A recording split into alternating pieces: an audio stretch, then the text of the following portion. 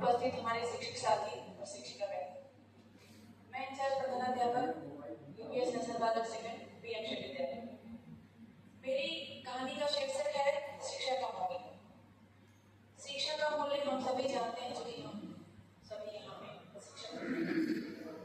एक शिक्षक महोदय थे, उनके 3 मेधावी शिक्षार्थी थे, और जब शिक्षा समाप्त हुई तो उन्होंने अपने शिक्षार्थियों को भुट्टा यानी कि मकई दिया।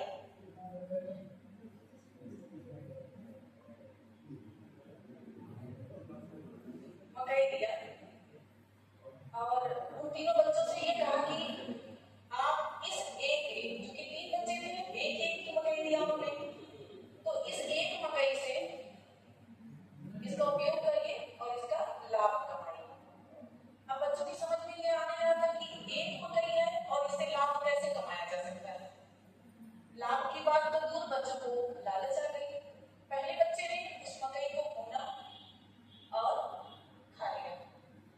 दूसरे बच्चे ने मकई को बेचा।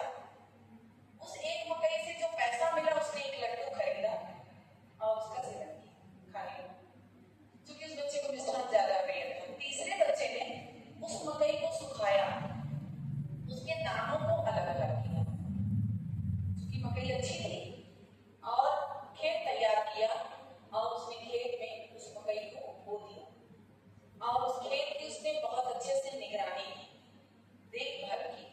समय बीता और मकई के खेत में मकई लगने के बाद फल आया।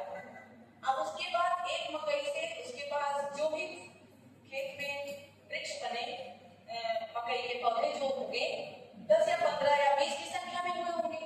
एक मकई में लगभग 2 या 3 बाल आ जाती है। इस तरीके से उसके पास संख्या अधिक हो गई। शिक्षक महोदय फिर आए और उन्होंने पूछा कि आप तीनों ने क्या क्या किया।